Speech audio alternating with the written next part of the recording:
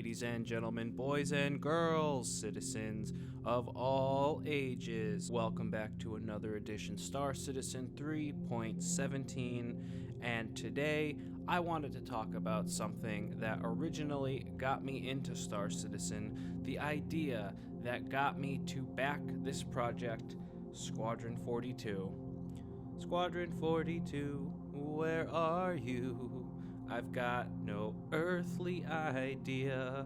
So, Squadron 42, for the uninitiated, is the single-player portion, single-player campaign of the MMO persistent universe of Star Citizen. Now, when you back Star Citizen, the MMO, you get the option to purchase the single-player campaign for a pretty cheap price comparatively. If you go with the cheapest package in the game for Star Citizen and you pick up the single-player campaign, you basically get both games right around the price of a single game. So, on the whole, value-wise, it's not bad. It's quite good, actually. Only problem is we don't really know very much about it. I mean, we know it's a thing. We've seen some footage about it, but the last time we saw any actual concrete footage, well, I guess if you really want to split hairs, they did show some of the footage of new stuff at the most recent CitizenCon, but other than that, it was about 2 years ago. In fact, if I'm looking at this correctly, it was back in October of 2020.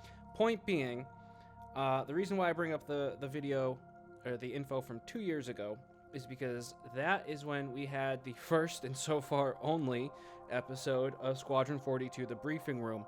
Now, if you recall or remember, Chris had said, that they were going to start releasing those briefing room videos once Squadron 42 was nearing completion, or nearing at least the point where it can be deployed or, ready for release.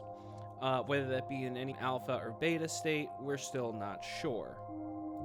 Assuming for the amount of time that it's taking so far, I would hope it's going to be released in a full-fledged, here you go, all the bells and whistles are attached. Now, the problem that I see with that, though, is they're still trying to dial in dogfighting and just regular flight in Star Citizen. Now, of course, generally anything that is worked on in Squadron will be eventually migrated over to Star Citizen. The question is, the flight model and the new updated SCM, QCM, hullabaloo already dialed in, or are they still working on it? On top of that, if you look at the quote-unquote roadmap, that thing keeps moving the goalposts at such a degree that it's in a whole other country by now. And the thing that really gets me is the developers are always saying, oh, well, look to the roadmap for new information, this, the other thing. But it's not reliable information. It's not reliable, at least to the fact of how development is actually going. Sure, it might give you some hints on what's in the pipeline, what's being thought about, what potentially could be getting work, but if there's anything that I've learned over my tenure of being a backer, is that the roadmap is as unreliable as an unreliable narrator in a book. Well, I'm being a little bit facetious because there's a little bit of accurate info in there, but that's the exception, not the rule. Just go back and look how many times other features were set to go on and they moved. And I get it. Stuff shifts, deadlines move, amount of work changes, so on and so forth. I'm not trying to get on them about that. What I'm getting on them about is just accurate time. Just give us fucking accurate timelines. Like theaters of war. What the fuck happened to that? That was another thing a couple years ago, like my video on that too, where it's fucking radio silence. And if you brought the topic up on Spectrum, boom, it's locked, or you're banned. Like, what the fuck? If things came up if you're not doing it no more, just tell us. Just tell us. You know, there's some of us who are really looking forward to that shit. Or what about Seda Ball?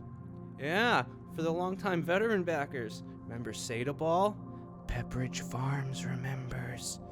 So, again, SIG likes to tout being so open and transparent, and I will give them their due, and they're more transparent than most game companies, but I feel like they're not holding up their end of the pledge.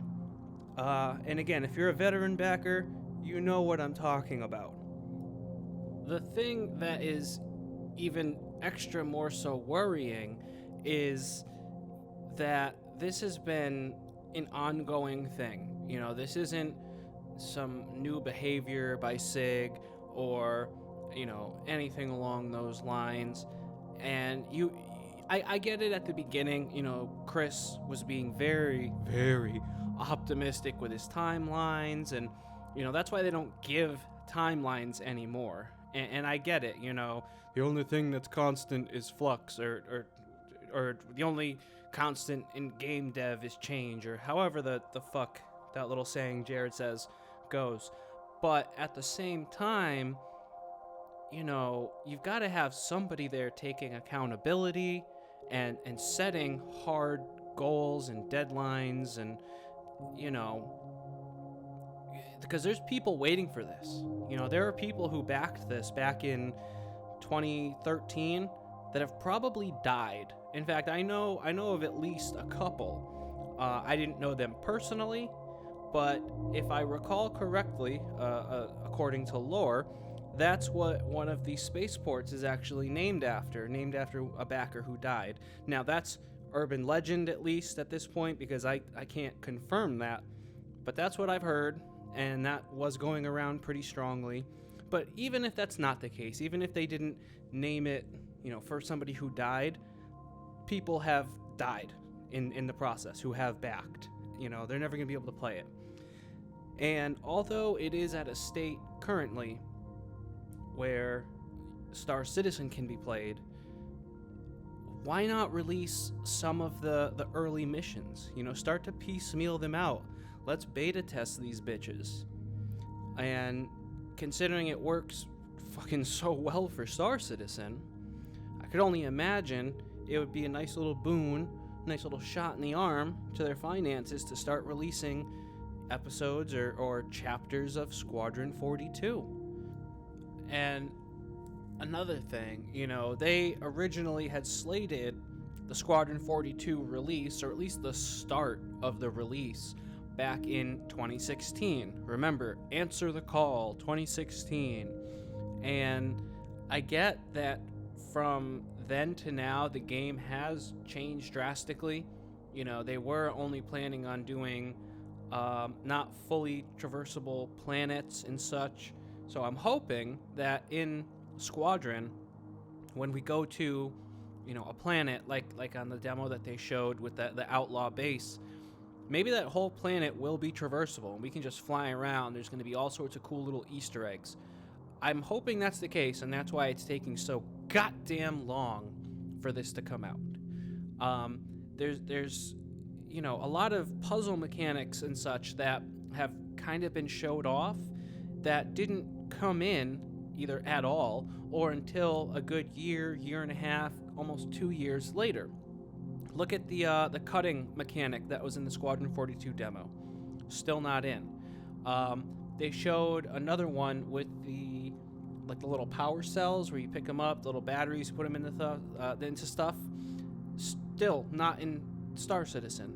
But if you go to some of the outposts, it appears that the functionality is built in to be used once that does come online. And that's what makes me worry that Squadron is still close to a decade away. I mean, I think it's all very apparent Star Citizen, at the least, in the most optimistic guesses, that it'll be a decade away. And that's being super optimistic. Squadron, that's the single player version. That I don't know, with all the missing mechanics and things that are still, being worked on, and even with 800 people in 6, 7, 8 studios worldwide. I don't know. It seems like somebody or some people or some teams are really dropping the ball or are getting way too OCD about one thing or another, and I fear that is going to be a much bigger detriment than any sort of net positive that could have been gained from having it be, quote, just perfect. I know there is that saying for art, art is never finished, it's abandoned. And I get that. This is Chris's dream. He's got 2 games going on. Both of them are fucking ambitious as hell. But at some point, you need to know when to put the fucking pencil down and submit your answers. I know I probably sound like a fucking autist who lost his favorite blanket and is throwing a fit over it. I get that. I recognize that. But at the same time, I feel like our grievances and our worries need to be seen and heard, because there are so many people who, without fail, will just sing the praises of Star Citizen and CR and will white knight and completely overlook the negatives and the potentially shady aspects. To those people, I envy you. I wish I could just shut off the logical part of my brain that wants answers. I'm not ragging on Star Citizen just to rag on it. I've said it before, I'll say it again, I am a concierge level backer multiple times over. I show this tough love because I enjoy the project and I want it to succeed. And yeah, I'm not a game dev. I've never developed a game. So yeah, I'm an armchair critic from a distance.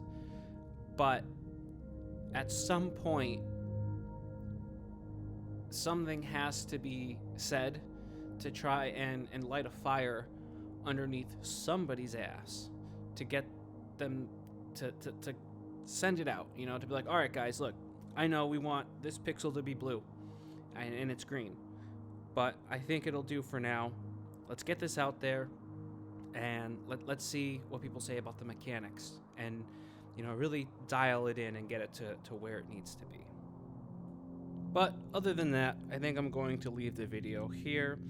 Let me know your thoughts down below in the comments section. Are you excited for Squadron 42?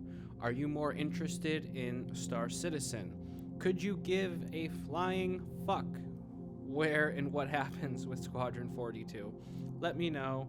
I'm definitely curious. It seems like the vast majority are more interested in Star Citizen. Other than that, thank you very much for watching. I hope all you beautiful bastards out there, you have yourselves a wonderful day. Morning, evening, whenever, wherever you just so happen to be.